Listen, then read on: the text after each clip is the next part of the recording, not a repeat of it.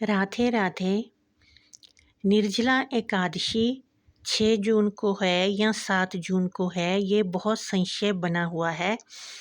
लेकिन निर्जला एकादशी 6 जून दिन शुक्रवार को ही है। जो भक्त निर्जला एकादशी का व्रत रखते हैं वो भगवान विष्णु को बहुत ही प्रिय होते हैं। और जो लोग एकादशी का व्रत रखना शुरू करना चाहते हैं वो निर्जला एकादशी से शुरू कर सकते हैं। इसे पांडव एकादशी और भीमसेनी एकादशी भी कहते हैं, क्योंकि भीम ने सबसे पहले इस एकादशी का व्रत किया था। क्योंकि पांडवों ने श्री कृष्ण से कहा था कि भीम एकादशी का व्रत नहीं करता, तो भीम ने कहा कि मेरे से भूखा नहीं रहा जाता, इसलिए मैं हर एकादशी का व्रत नहीं कर सकता। तो श्री कृष्ण ने कहा कि तुम एकादशी का व्रत करो, लेकिन उस दिन जल नहीं ग्रहण करो, तो तुम्हें 12 एकादशियों का फल मिलेगा। सारे साल की एकादशियों का फल तुम्हें एक एकादशी का व्रत रखने से ही मिल जाएगा। तो भीम ने सबसे पहले निर्जल रहकर निर्जला एकादशी का व्रत किया था, इसलिए इसे भीमसेनी एकादशी भी कहते हैं। इस एकादशी का व्रत करने से व्यक्ति की सभी मनोकामनाएं पूरी होती हैं और उसे धन संपदा, व्यापार, निरोगी काया सब मिलता है।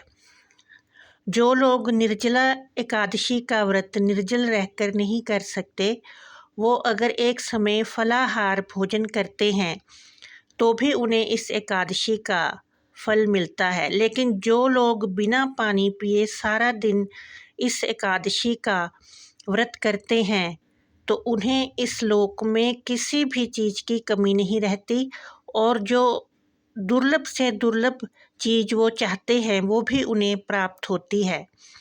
लेकिन अपने स्वास्थ्य का ध्यान रखते हुए व्यक्ति को ये व्रत करना चाहिए। अगर वो निर्जल रह सकता है तो अवश्य ही बिना पानी पिए इस व्रत को करना चाहिए।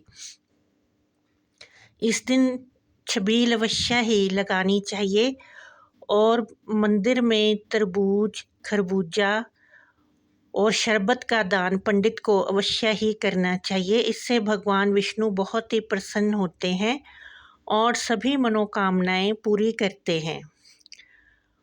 जिन लोगों की शादी नहीं हो रही, अगर वो इस दिन मंदिर जाकर भगवान विष्णु और माँ लक्ष्मी को वस्त्र भेंट करें, माँ लक्ष्मी को लाल चुनरी और भगवान विष्णु को पीली धोती अर्पण करें, तो अवश्य ही उनके शादी के संयोग बनते हैं। और जो लोग व्यापार में अपने में वृद्धि चाहते हैं तो उन्हें इस दिन 7 दिए, रुई और देसी घी का दान मंदिर में करना चाहिए। इससे उनका व्यापार बढ़ता है। चाहे वो किसी भी तरह का व्यापार करते हों, अगर वो ये दान करते हैं तो उसमें बढ़ोतरी अवश्य ही होती है। और जिन लोगों के संतान नहीं हो रही, अगर वो मंदिर जाकर झूला रख के आ जाएं भगवान श्री कृष्ण के चरणों में, तो अवश्य ही उनकी मनोकामना पूरी होती है और उन्हें संतान सुख मिलता है।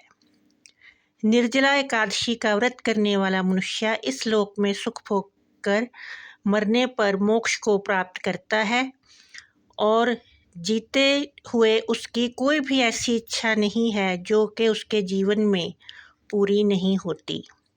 जय माता दी।